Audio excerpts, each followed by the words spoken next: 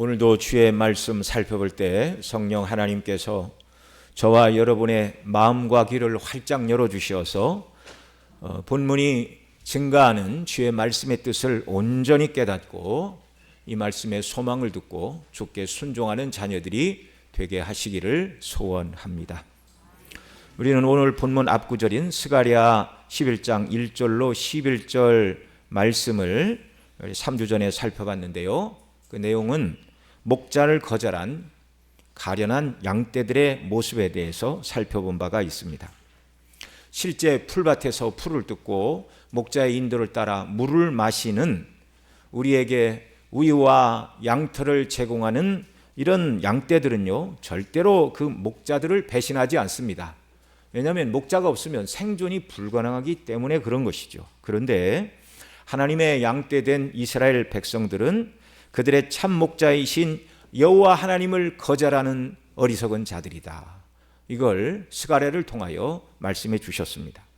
목자를 버린 그들에게 닥칠 재앙은 스가랴 11장 1절로 3절에서 말하는 것처럼 북조국 레바논으로부터 불이 내려와 이스라엘 땅 바산과 또 요단강이 흐르는 유대 땅 전체를 불태워 멸할 것이라고 말씀하고 있습니다. 성경에서 북쪽에서 내려오는 불은요, 하나님의 백성들의 죄에 대한 여호와 하나님의 심판을 상징하는 것입니다. 이것을 예레미야 1장 13절 14절에서 이렇게 말씀하고 있습니다. 같이 읽습니다. 시작. 여호와의 말씀이 다시 내게 임하니라. 이르시되 내가 무엇을 보느냐? 대답하되 끓는 가마를 보나이다. 그 윗면이 북에서부터 기울어졌나이다 하니 여호와께서 내게 이르시되 재앙이 북방에서 일어나 이 땅의 모든 주민들에게 부어지리라. 아멘. 여기서 분명히 말씀하시죠.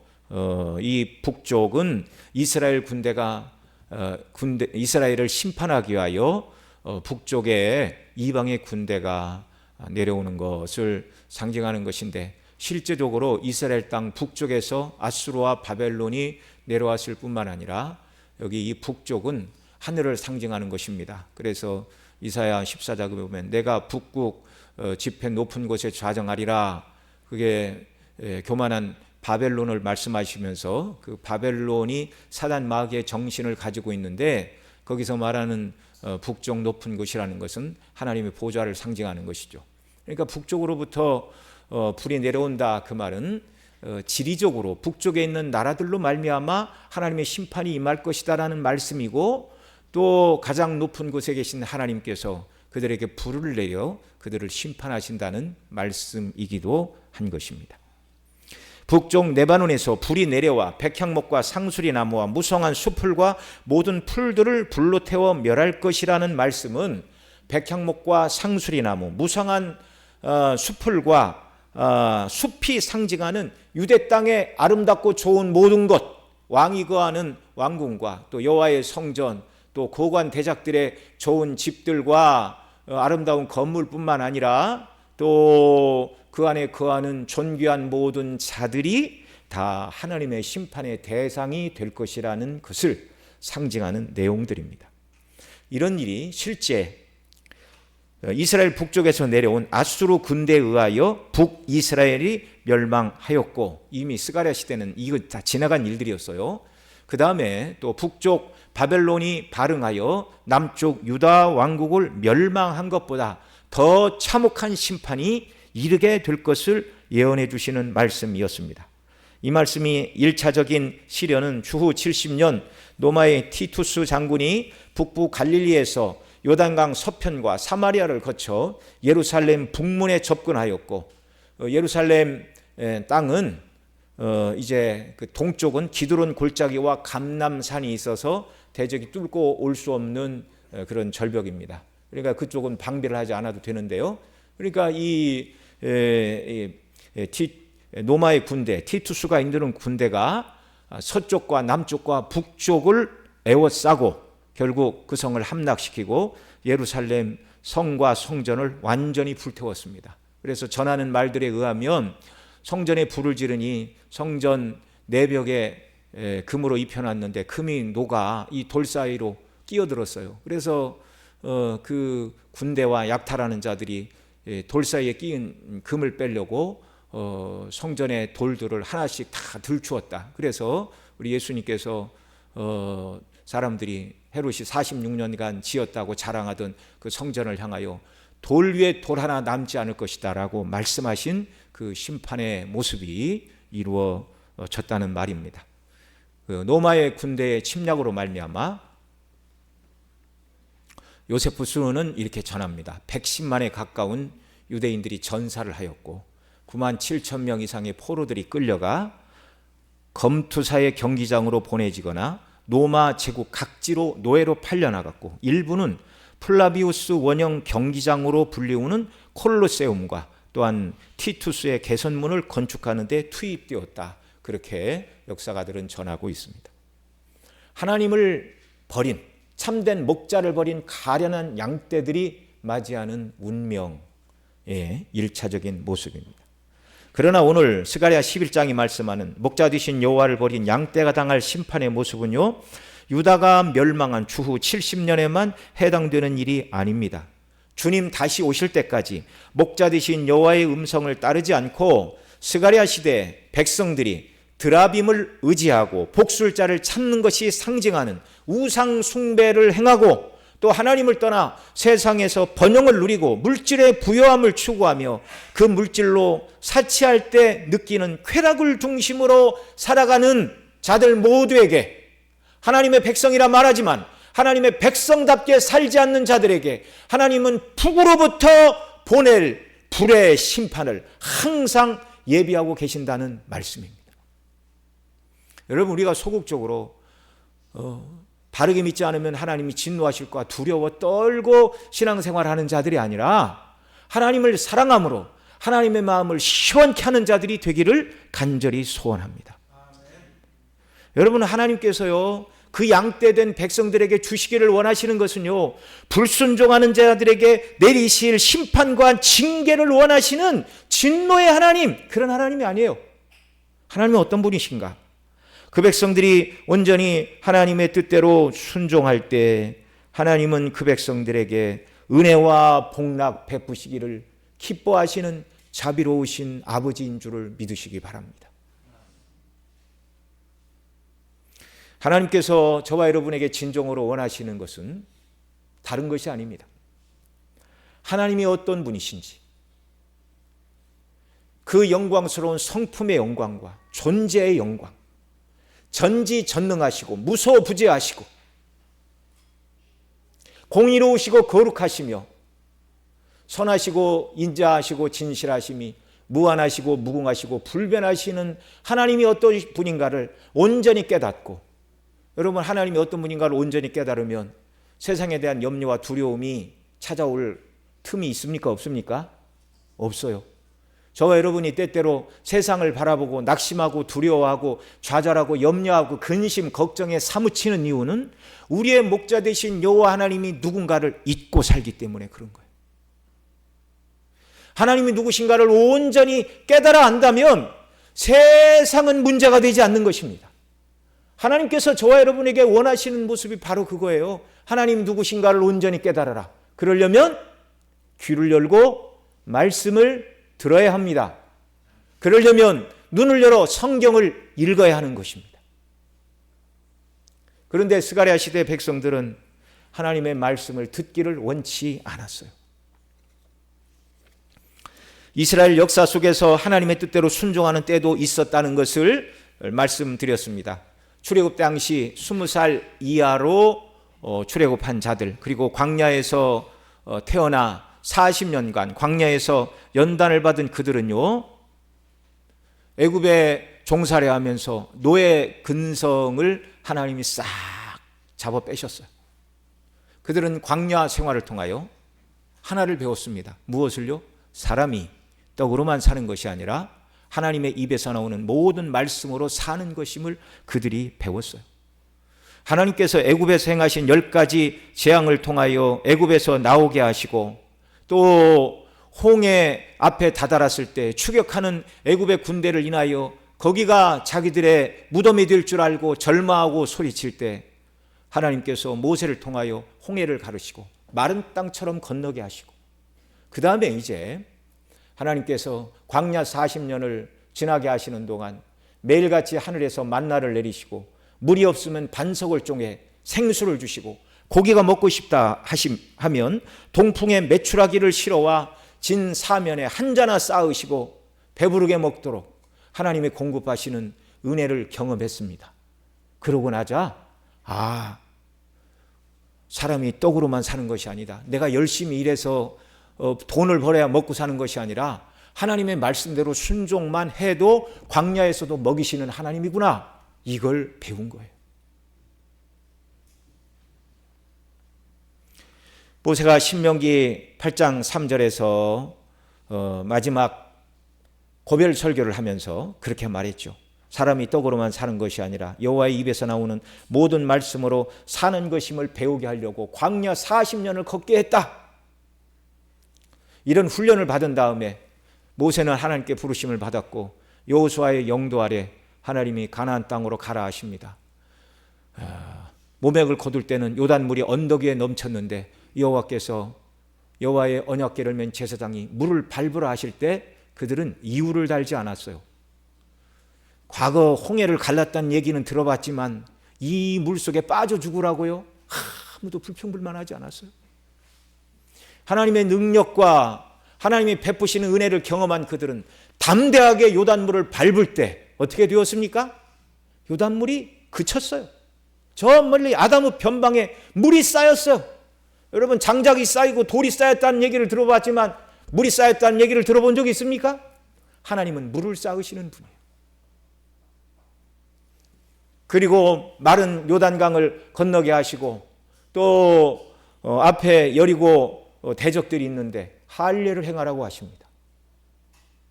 그 큰 수술을 하고 싸울 수가 없어요. 그런데 이유를 달지 않아요. 하나님이 하라시면 순종하면 된다. 나머지는 하나님이 책임지신다. 여리고성을 정복할 때도 하루에 한 바퀴 돌고 7일째는 7바퀴 돌고 소리를 질러라. 여러분, 세상에 병법서 중에 그러한 병법이 어디 있습니까? 그러나 하나님이 누구신가를 40년간 훈련하고 깨달은 그들은요, 한마디 입을 열어 원망이나 불평이나 인간적인 방편을 제시하지 않았어요. 누구 명령이기 때문에요? 하나님의 명령이기 때문에. 오늘도 하나님께서 저와 여러분 모두에게 이런 사람이 되기를 원하시는 것입니다. 성경을 읽어보니 이런데 지금 내 형편과 처지에서는 이렇게 살 수 없어. 아니, 할 수 있어요. 전능하신 하나님의 약속을 믿고 순종하는 역사가 있기를 바랍니다. 그런데 이 세대가 오래가지 않았습니다. 광야 시대를 경험한 장로들이 다 죽은 다음 가나안 땅에 거하던 자들, 여호수아 2장 10절에 보면 여호와를 알지 못하는 다른 세대들이 나타났어요. 여기 같이 읽죠. 시작. 그새 사람도 다 그 조상들에게로 돌아갔고 그 후에 일어난 다른 세대는 여호와를 알지 못하며 여호와께서 이스라엘을 위하여 행하신 일을 알지 못하였더라. 아멘. 여호와를 알아야 되고 여호와께서 행하신 일을 알아야 돼요. 우리가 알아야 되고 우리 자손과 후손들에게 계속해서 가르쳐야 할 것이 여호와를 아는 것을 가르쳐야 되고 여호와께서 우리를 위하여 행하신 것을 가르쳐야 됩니다. 그래야 말씀에 순종하는 백성들이 되는 거예요.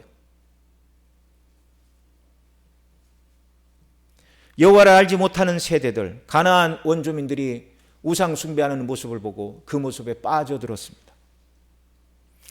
이 불신앙의 모습이 스가랴 시대 백성들에게도 반복되었다는 말입니다.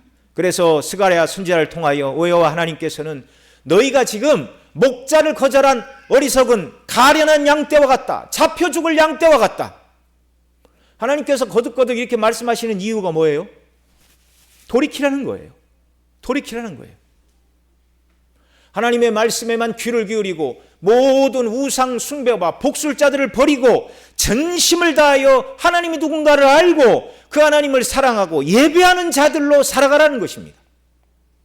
이 경고를 듣고 그들이 순종하지 못했습니다. 그래서 하나님께서 양떼를 치실 것이다. 양떼가 당할 심판의 모습은 두 가지였습니다. 앞 시간에 살펴본 스가랴 11장 8절에 보면 한 달 동안 내가 그 새 목자를 제거한다. 이 한 달은 짧은 기간을 말하는 것입니다. 어느 기간 동안에 이스라엘 백성들에게 꼭 필요한 새 목자를 하나님이 끊으신대요. 이 새 목자는 누구라고 말씀을 드렸죠?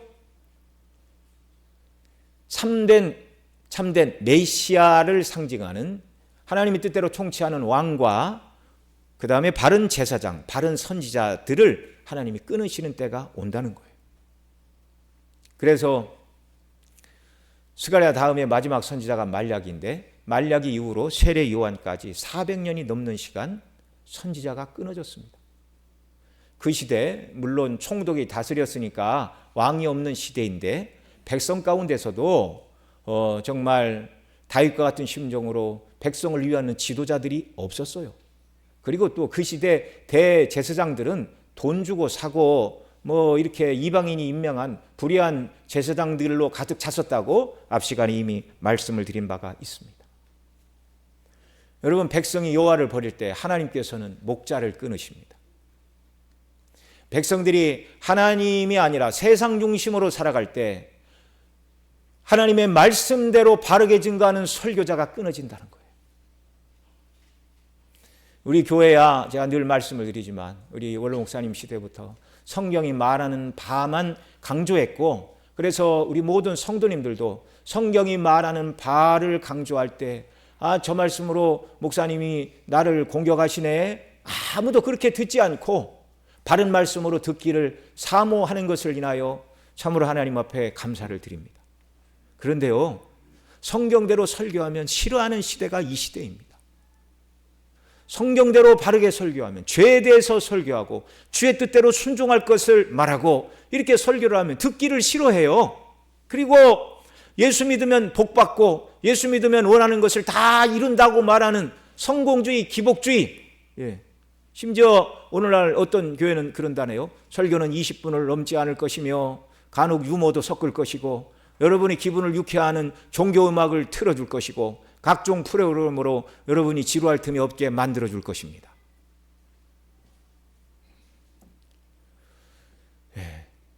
만약에 여기 계신 여러분들이 다 그런 걸 원한다면 저도 성경만 강론하지 못하겠죠. 어디 가서 재밌는 얘기 없나 찾고 다녀야 되고. 양떼가 하나님의 말씀을 듣기를 싫어하면 하나님은 성경대로 설교하는 설교자들을 끊으신다는 것입니다.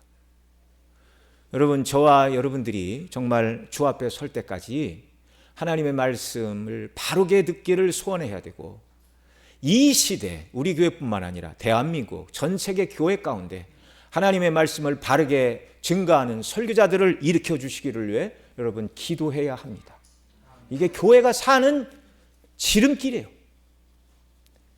두 번째, 여호와 하나님을 버린 가련한 양떼, 잡혀 죽을 양떼들이 당해야 될 하나님의 진노와 심판의 모습은 무엇입니까? 11장 6절에서 내가 다시는 이 땅 주민을 불쌍히 여기지 아니하고 그 사람들을 각각 그 이웃의 손과 임금의 손에 넘기리니 그들이 이 땅을 칠지라도 내가 그들의 손에서 건져내지 아니하리라 말씀하시고, 그래서 9절 하반절에 말씀하는 대로 죽는 자는 죽는 대로, 망하는 자는 망하는 대로, 나머지는 서로 살을 먹는 대로 두리라 하신 것처럼 전쟁이 일어나고 내전이 일어나 서로가 싸우다 망하게 되고 죽게 되고 심판을 받게 된다는 말씀입니다. 그런 일들이 1차적으로는 주후 70년 로마의 티투스가 대군을 이끌고 예루살렘을 함락시킴으로 말미암아 완전히 그 생이 괴멸되는 그런 역사가 일어났습니다. 그러나 앞서 말씀드린 대로 이 참 목자이신 여호와 하나님을 버린 양떼에게 임할 하나님의 심판은요, 예루살렘이 완전히 무너지고 끝난 것이 아닙니다. 요한계시록을 보면 7인 중 하나, 7 나팔 중에 하나, 7 대접의 재앙 중에 하나가 실행되어 발생하는 일들을 쭉쭉 말씀을 하시는데요. 그런데 그 모든 사건들 하나하나가 어느 한 시대만 딱 일어나는 것이 아니라 교회사 전 세계 속에 일어나는 일들이었어요. 첫 번째 일을 떼자 흰말을 타신 분이 나타났죠. 그분은 예수 그리스도이신데 그 흰말을 타신 분의 역사는 예수님이 승천하시고 재림하실 때까지 계속 복음으로, 당신의 종들이 증거하는 복음을 통하여 악에 속한 자들을 끌어내시고 승리하시는 그리스도의 영광의 나라가 계속되는 것처럼 이 심판의 모습도 어느 한 시대에 국한되는 것이 아니라 하나님을 버린 자들에게 하나님이 선지자들을 보내셔서 경고하시고 돌이키라 말씀하시지만 끝까지 돌이키지 않는 자들에게 임할 심판은 항상 예비되어 있다는 말씀입니다.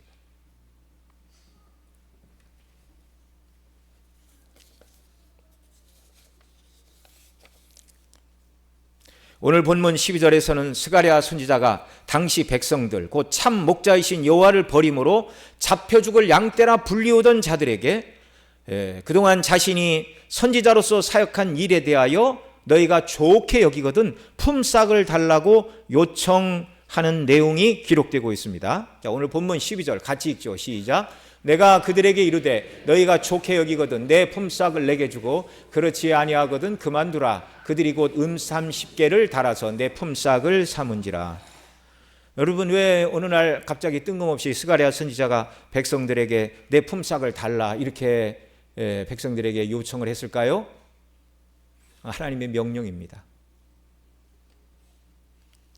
스가랴 선지자가 이렇게 말한 것은 하나님께서 스가랴에게 백성들에게 이렇게 말하라 가르쳐 주신 거예요. 그래서 스가랴 시대의 백성들은요, 스가랴는 그 백성들에게 내가 너희에게 하나님의 말씀을 전하는 선지자의 사명을 이제는 더 이상 감당하지 않을 것이니 그동안 내가 감당한 선지자의 사역을 여러분이 좋게 여기거든 내게 품삯을 주고 그렇지 않으면 그만두라, 이 말을 한 것입니다. 이것은요, 정말 하나님께서 선지자에게 그만 예언하라는 것이 아니라 그 백성들이 하나님의 말씀을 귀하게 여기는지 그렇지 않게 여기는지를 드러내시기 위하여 이 말을 하라, 그렇게 말씀하신 것입니다. 하나님께서 스가랴 선지자에게 당시 백성들이 하나님의 말씀에 대하여 어떻게 반응하는 자들인가, 목자를 버린 가련한 양떼, 잡혀 죽을 양떼들의 실상의 모습이 무엇인가를 드러내시기 위하여 내 싹스를 달라, 그렇게 요청하라 한 것입니다. 그러자 백성들의 반응은 뭐예요? 은 30개를 달아서 스가랴 선지자가 그동안 사역한 그 모든 일에 대한 품삯과 이를테면 퇴직금을 합해서 주었다, 그런 말입니다.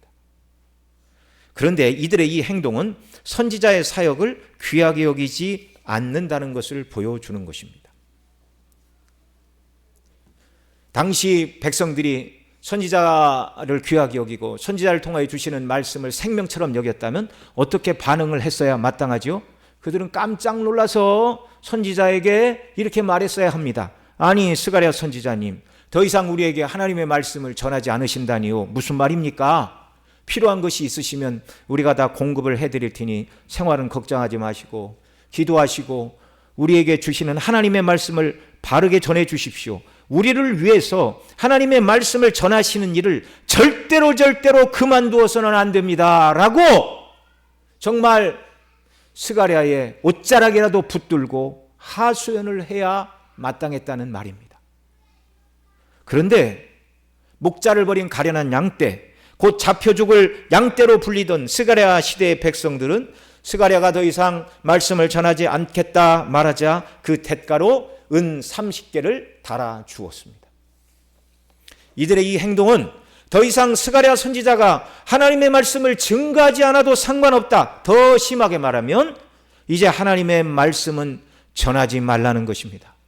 우리에게 우리가 원하는 우리의 유익을 위한 방식의 말씀을 증거하는 것이 아니라면 이제는 듣지 않아도 상관없다는 말입니다.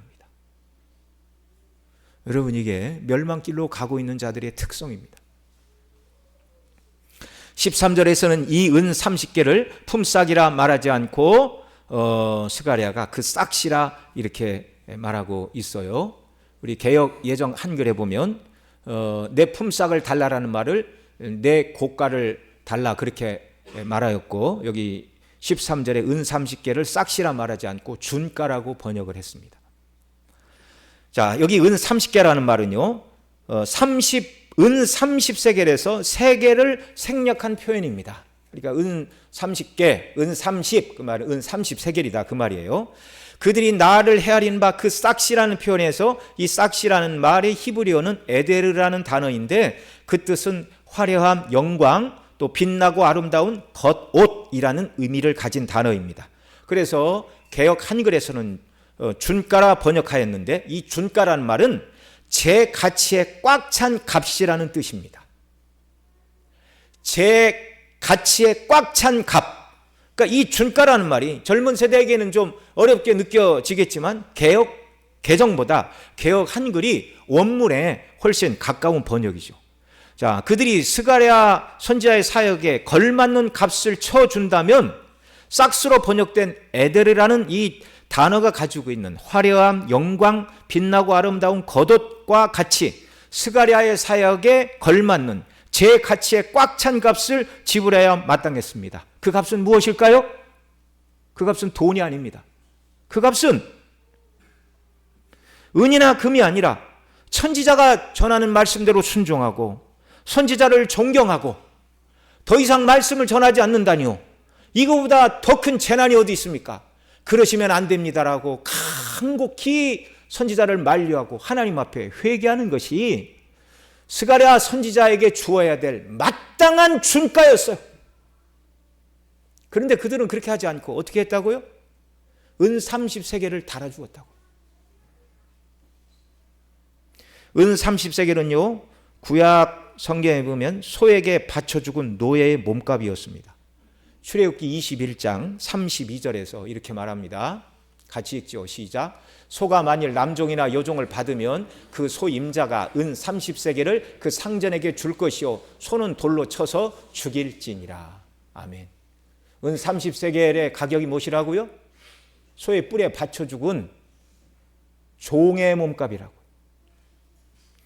그러니까 그들이 나에게 준 30세겔의 준가라는 말은 값을 제대로 치렀다는 말입니까? 그렇지 않은 말입니까?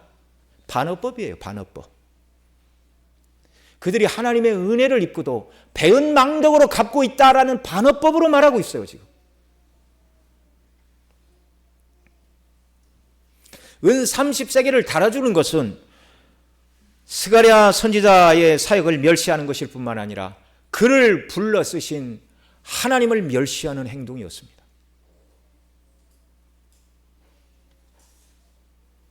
스가랴 선지자에게 30세겔의 은을 달아주는 이들의 행동은 그동안 수고했습니다.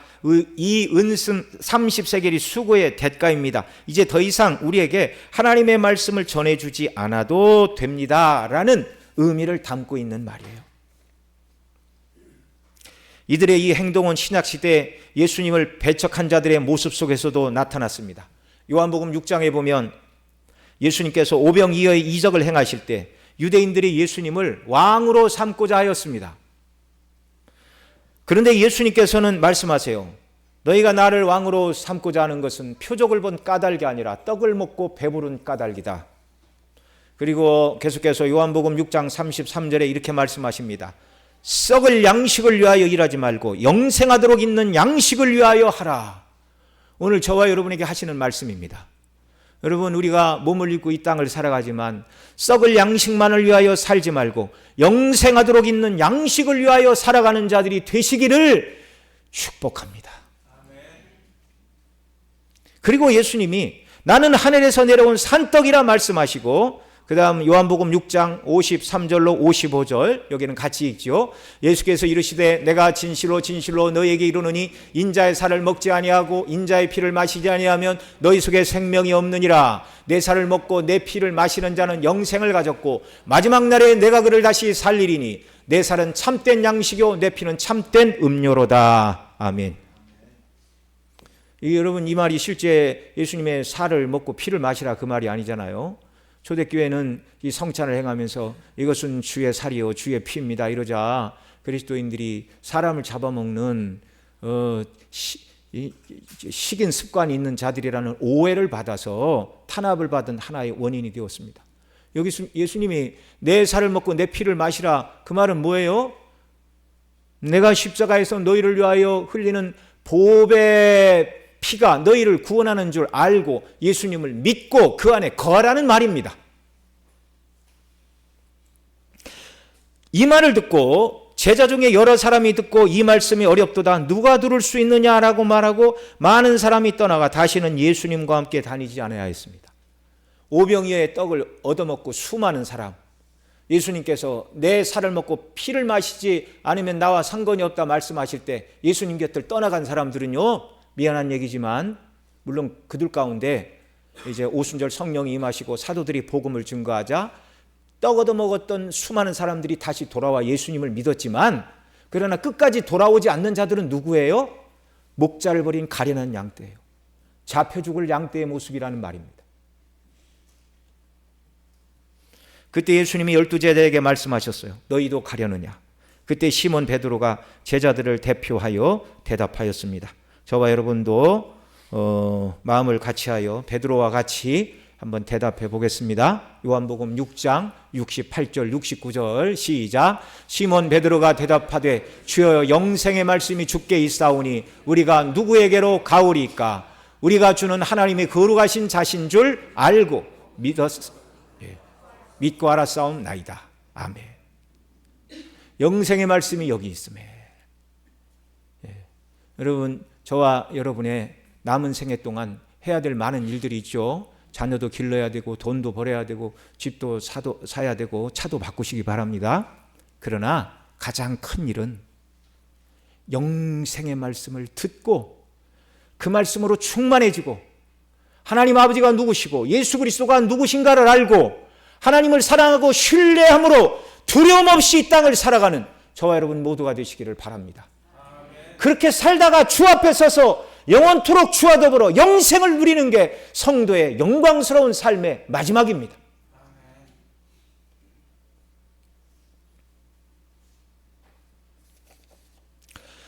여호와께서 스가랴 선지자에게 품삯으로 받은 은 30개, 곧 30세계를 토기장이 밭에 던지라 그렇게 말씀하십니다. 자, 오늘 본문 13절 한 번 더 읽죠. 시작. 여호와께서 내게 이르시되 그들이 나를 헤아린 바 그 싹을 토기장이에게 던지라 하시기로 내가 그 은 30개를 여호와의 전에서 토기장이에게 던지고. 아멘. 자, 스가랴 선지자는 여호와의 말씀대로 그 은 30개를 여호와의 전에서 이제 토기장이에게 던졌습니다. 그러니까 토기장이가 여호와의 전에 가까이 있었다는 것을 보여주지요. 당시 토기장이들은 예루살렘 성전 남서쪽 끝에 있는 흰놈의 골짜기에서 토기를 구웠는데요. 이곳에서는 쓰레기를 태우고 왕국지대 이후로 이곳에 있는 도벳산당에서는 바알과 몰렉 등에게 인신제사가 드려졌고, 그래서 예레미야 선지자는 이곳을 죽음의 골짜기라고 불렀는데 불결한 곳이요 인신제사를 드리고 이방의 신들에게 뼈를 태우던 이곳에서 토기장이들이 옹기와 그릇을 만들었습니다. 잘 깨지지 않는 그릇을 이제 동물의 뼈를 섞어서 만든 그릇을 본차이나 이렇게 부릅니다. 근데 이 토기장이들이 바로 그 흰놈의 골짜기에서 인신 제사를 드린 뼈들이 섞인 흙으로 토기를 만들었다면, 거기가 본차이나의 본고장이라 이렇게 말해도 되겠죠. 네. 그래서 토기장에게 무엇을 준다는 말은요, 개에게 준다는 것과 같은 의미였어요.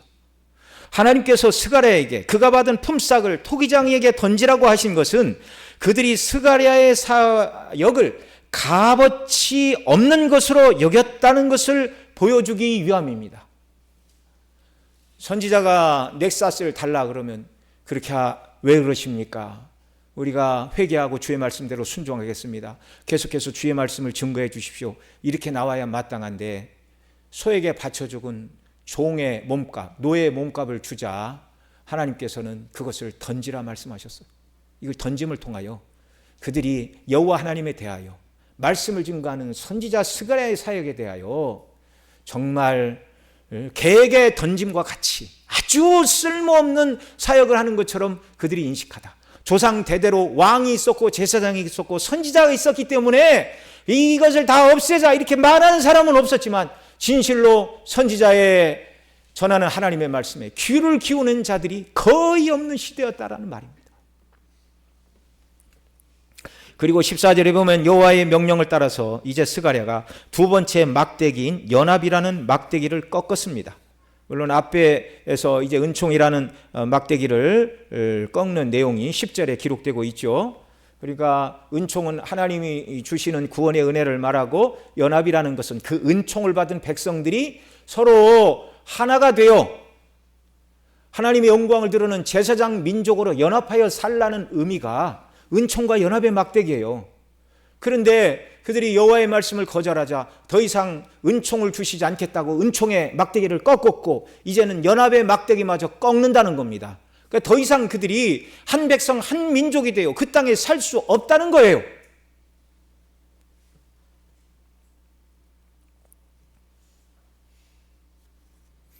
스가랴 선지자가 은총과 연합의 막대기를 꺾은 것은 목자를 버린 양떼들의 처지가 더 이상 하나님의 은총 아래서 구원받은 자들이 연합하여 왕같은 제사장들로 살아가기에 합당한 자들이 아니라는 것을 보여주시는 것이었습니다. 여러분, 스가랴의 이 행동이 정확하게 무엇을 의미하는지 스가랴 시대는 알지 못했어요. 스가랴 선지자보다 500년 후에 오신 예수 그리스도를 통해서 스가랴 선지자가 품삯으로 받은 은 30개와 그것을 토기장이에게 던지라고 하신 말씀의 의미가 분명하게 드러났습니다. 구약의 왕, 제사장, 선지자들은 모두 기름 부음을 받았지요. 기름 부음을 받은 자라는 말이 메시아, 신약에서는 그리스도라고 말합니다. 잡혀 죽을 양떼를 치고 그 양떼가 상징하는 당시 백성들에게 선지자의 품삯으로 은 30개를 받은 스가랴 선지자는요, 참 선지자요, 하나님의 양떼 참된 목자이신 예수 그리스도의 예표예요. 스가랴만 이렇게 대하는 것이 아니라 참 메시아를 그들이 은 30에 팔 것을 예표하는 말씀입니다.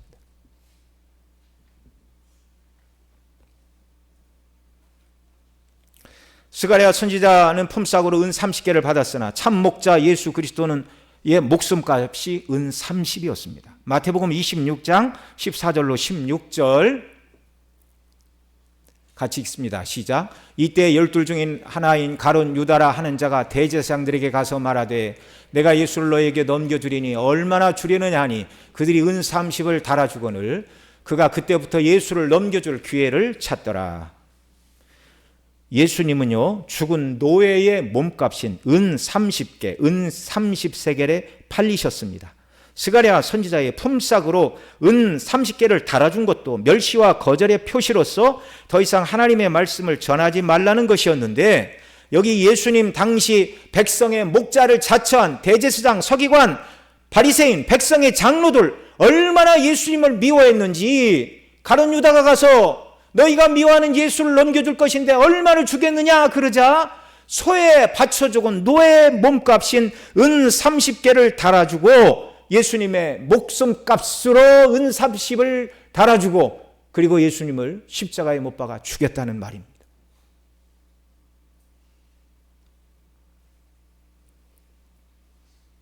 참 메시아시요 참 목자이신 예수님을 이렇게 대우하고 끝까지 회개하지 않은 자들은 스가랴 11장에 말씀하는 불로 태우는 심판을 영원히 면치 못할 자들입니다. 예수님의 목숨값으로 가룟 유다에게 은 30개를 달아준 자들은 총독 빌라도가 나는 이 사람에게서 죄를 찾지 못하겠다 말하고 이 사람의 피에 대해서 너희가 당하라 할 때 그들은 그 피를 우리와 우리 자손들에게 돌릴지어다라고 말하였는데 그들은 무죄한 피를 흘린 값을 치러야 했습니다. 그들은 무죄하신 예수님, 죄 없는 참 사람이신 예수님을 죽였을 뿐만 아니라 그리스도의 말씀 사역을 거절함으로 곧 예수 그리스도께서 오직 유일한 죄인의 구속자요 하나님과 죄인 사이에 유일한 중보자이신 것을 거절한 그들이 그들의 죄로 인해서 당해야 될 영원한 죄로 인한 저주와 비참함, 그게 뭐죠? 영원한 지옥 형벌이에요. 영원한 지옥 형벌. 여러분, 이게 사실 더 두려운 것입니다. 이 땅에서 사람이 뭐 어떻게 죽든지 한번 죽는 것은 모든 사람이 가는 길이지만 죽고 나서 영원한 지옥 형벌에 떨어진다는 것보다 영원토록 불행하고 고통스러운 일이 어디 있습니까? 아니, 영원한 지옥이라니까요. 우리가 뭐 200살도 못 사는 사람들이지만 예를 들어서 10,000년 동안 지옥에서 고통받는다 그러면 그래도 끝이 있잖아요. 그래도 지옥의 형벌이 끝이 있잖아요. 10,000년이라면 10,000년을 살아본 사람도 없지만, 그러나 지옥은 영원한 형벌의 장소입니다.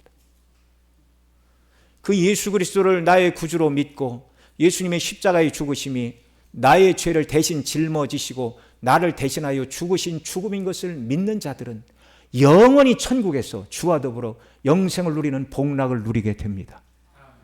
이거보다 더 큰 복과 은혜가 어디 있습니까? 그래서 예수님 믿으라고 말하는 것이고, 그래서 예수님 믿는 저와 여러분이 오늘도 세상에 어디 안 가고 주 앞에 나와 예배하고 주 뜻대로 순종하며 살아가는 것입니다. 받은 은혜가 너무나 크기 때문에. 스가랴 선지자가 품삯으로 받은 은 30개를 토기장에게 던진 행동도 스가랴 시대는 그것이 무엇을 의미하는지 알 수 없었으나, 바로 예수님이 팔리시고 또 그 예수님을 판 가룟 유다가 이 은 30을 던지는 일을 통하여 드러났습니다. 마태복음 27장 3절로 8절, 여기도 한 절씩 교독하십니다. 그때 예수를 판 유다가 그의 정죄됨을 보고 스스로 뉘우쳐 그 은 30을 대제사장들과 장로들에게 도로 갖다 주며,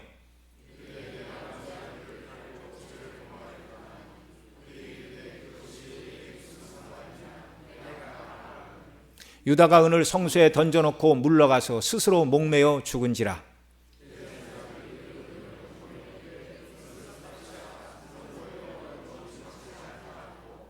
의논한 후 이것으로 토기장이의 밭을 사서 나그네 묘지를 삼았으니,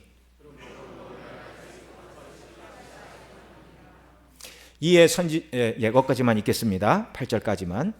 자, 스가랴는 은 30을 토기장에게 던지라 하셨는데, 마태복음에서는 예수님을 은 30에 팔아버린 가룟 유다가 무죄한 피를 팔고 범죄한 일에 대하여 양심의 가책을 느끼고 그 은을 성소에 던져놓고 물러가 스스로 목매어 죽자, 대제사장이 말합니다. 이것은 핏값이라 성전구에 넣어둠이 옳지 않다 하고, 의논한 후 이것을 토기장이의 밭을 사서 나그네의 묘지를 삼았다. 그래서 지금까지 그 밭을 뭐라고 불렀다고요? 피밭이라 불렀다. 마태 사도는 기록하고 있습니다. 예수님 당시 대제사장, 서기관, 바리새인, 백성의 장로들도 참 메시아시오, 참 목자이신 예수님을 알아보지 못하고 죽은 종의 몸값인 은 30세겔을 가룟 유다에게 달아주었습니다. 예수님이 하시는 말씀은 이해할 수 없고 자신들은 회개해야 될 죄인이라고 하시니 스스로 의롭다 여기던 그들은요, 예수님을 죽이고 싶었는데 마침 유다가 예수님을 팔겠다고 하니 예수님의 목숨값으로 은 30을 달아주고 예수님을 죽인 것입니다. 유다가 돈을 도로 가져왔으나 끝내 예수님을 죽였고, 유다가 성소에 던진 돈은 무지한 피를 흘린 더러운 돈이라 하여 토기장의 밭을 사서 죽은 나그네들을 장사하는 공동묘지를 삼았습니다. 그 정도로 예수님을 미워하였습니다. 그 정도로 예수님의 말씀을 싫어하였습니다. 그들이 누구라고요? 목자를 버린 가련한 양떼들, 죽이는 대제사장, 서기관, 바리새인, 백성의 장로들이었을지는 모르나 하나님이 보실 때 그들은 누구라고요? 가련한 양떼, 잡혀 죽을 양떼의 모습입니다.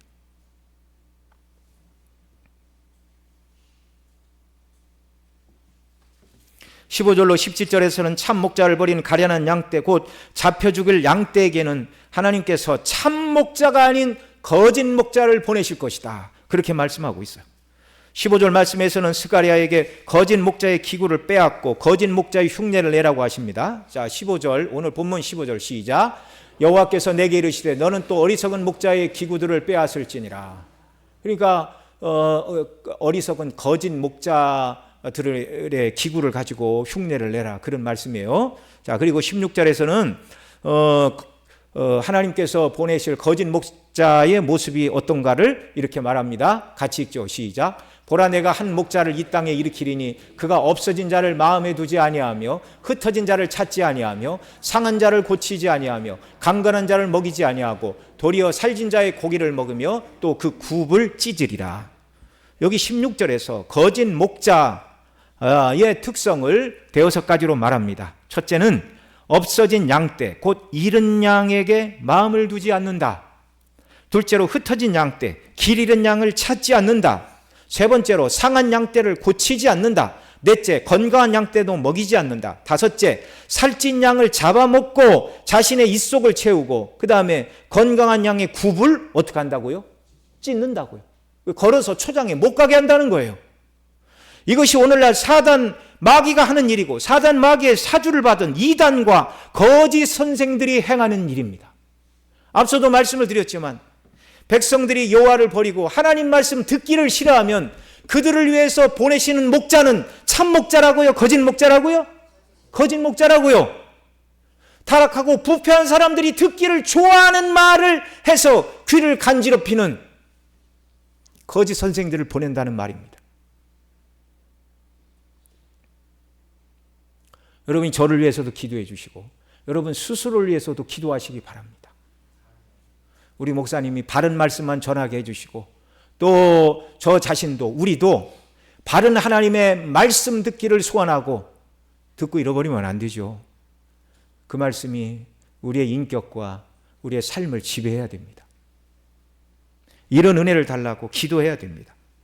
17절은요, 양떼를 버린 못된 목자, 거짓 목자들이 당할 저주와 심판의 모습입니다. 17절 같이 읽죠. 화 있을진저 양떼를 버린 못된 목자여 칼이 그의 팔과 오른쪽 눈에 내리리니 그의 팔이 아주 마르고 그의 오른쪽 눈이 아주 멀어버릴 것이니라 하시니라. 양떼를 버린 못된 목자는 적그리스도의 상징입니다. 이들이 16절에서 말하는 대로 양떼를 돌보지 않고 양떼를 먹이지 않고 양떼를 고치지 않고 양떼를 찾지 않고 양떼를 잡아먹고 배를 불리고 입속을 챙기나 그들의 결국은 멸망이라는 말씀입니다. 칼이 그의 팔과 오른쪽 눈에 내리고 그 팔이 마르고 그 오른쪽 눈이 아주 멀어버릴 것이다. 팔이 마름으로 더 이상 어떤 행동도 할 수 없는 때가 온다 그런 말이고요.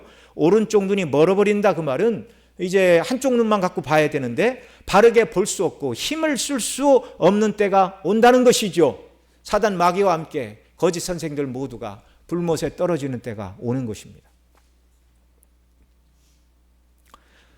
이 말씀을 듣는 저와 여러분은 참된 목자를 따르는 주님의 양떼입니까? 이럴 때 아멘 하시는 겁니다. 아멘. 예. 그렇지 않다면 큰일이죠.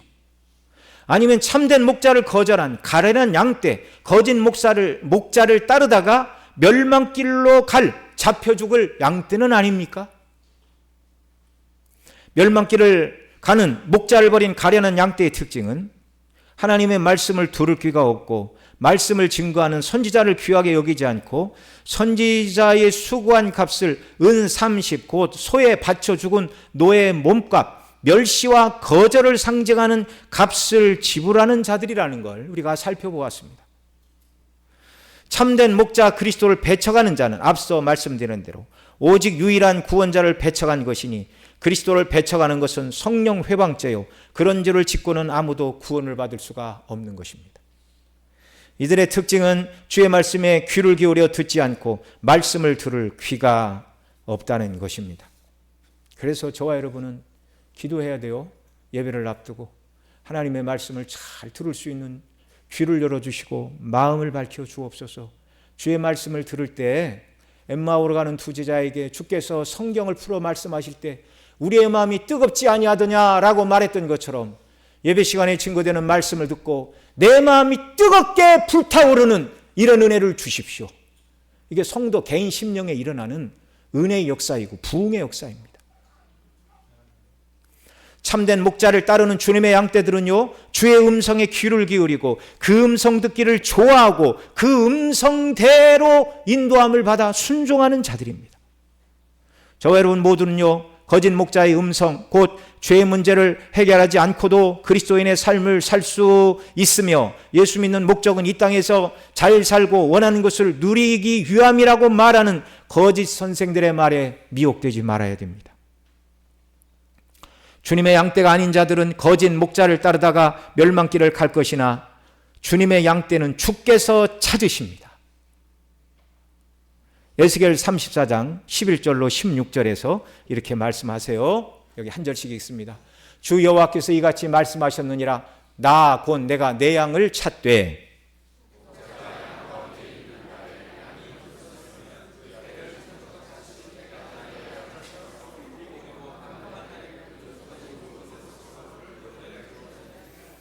내가 그것들을 만민 가운데서 끌어내며 여러 백성 가운데서 모아 그 본토로 데리고 가서 이스라엘 산 위에서와 시냇가에와 그 땅 모든 거주지에서 먹이되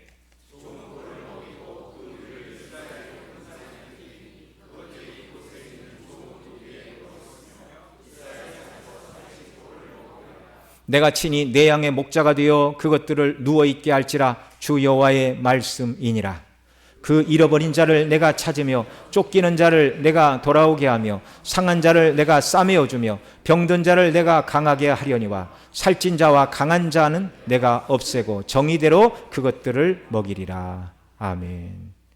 여기 주 여호와께서 내가 내 양떼를 찾을 것이라 라고 말씀해 주시고 있는데, 그리고 캄캄한 날에 흩어진 양떼, 눈이 어두워 집을 발견할 수 없고 방향을 찾을 수 없는 그 양떼를 하나님께서 찾으신다 말씀해 주셨는데, 이 말씀대로 저와 여러분을 찾아와 주셔서 어디로 가야 구원의 길인지를 모르는 길 잃은 양떼와 같은 저와 여러분들에게 복음을 듣게 하시고, 길이 예수님이고 진리가 예수님이고 생명이 예수님인 것을 깨닫게 하사 그 예수님 믿어 구원 얻게 하신 우리 주 예수 그리스도가 저와 여러분의 양떼이신 것을 믿으시기 바랍니다.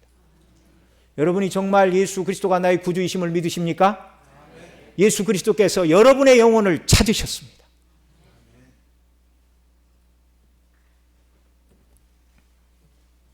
요한복음 10장 9절로 10절에서 이 말씀을 받아 우리 주님은 이렇게 말씀하시는 것입니다.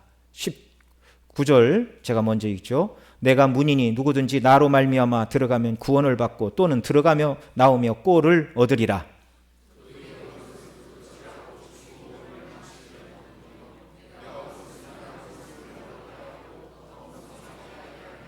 11절 같이 읽습니다. 나는 선한 목자라. 선한 목자는 양들을 위하여 목숨을 버리거니와. 아멘.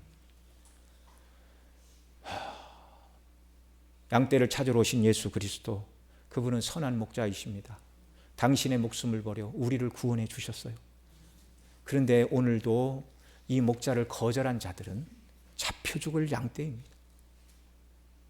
저와 여러분이 잡혀 죽을 양떼가 아니라 주의 말씀을 듣는 귀를 열어주셨고 예수님을 믿는 은혜를 주신 것을 인하여 감사하고, 나 같은 죄인을 주님의 양떼로 삼으시게 하여 주께서 죽으시고 구원해 주시다니요, 이 은혜에 감사하며 살아가는 귀한 역사가 우리에게 있기를 바랍니다.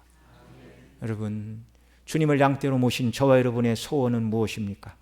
다윗이 전쟁 중에 지은 시편 27편 3절 4절에서는 이렇게 노래하고 있어요. 여기 같이 읽죠. 군대가 나를 대적하여 진칠지라도 내 마음이 두렵지 아니하며 전쟁이 일어나 나를 치려할지라도 나는 여전히 태연하리로다. 내가 여호와께 바라는 한 가지, 그것을 구하리니 곧 내가 내 평생에 여호와의 집에 살면서 여호와의 아름다움을 바라보며 그의 성전에서 사모하는 그것이라. 아멘. 이 3절에 보면 전쟁이 일어나 그를 두렵게 하고 있어요. 전쟁터에 나가 지은 시예요. 그런데 다윗의 소원이 무엇입니까? 전쟁이 빨리 종식되어 세상 영광을 누리고 맛있는 것을 먹고 어디 놀러 가겠다, 그런 말을 하는 것이 아니라 이 전쟁이 빨리 끝나면 내가 내 평생에 여호와의 집에 살면서 여호와의 아름다움을 바라보고 그 성전에서 사모하는 그것. 우리 주께서도 너의 소망이 무엇이냐고 우리에게 물으시면 나의 한 가지 소망은 하나님의 말씀을 잘 듣는 귀를 주께로부터 받고 하나님의 말씀을 받고 배우고 확신한 일에 거하며 하나님이 누구신가를 온전히 깨닫고 그 하나님을 예배하며 교통하며 그 하나님을 만날 날을 사모하며 이 땅을 살아가는 것입니다라고 고백하는 저와 여러분 모두가 되시기를 간절히 소원합니다.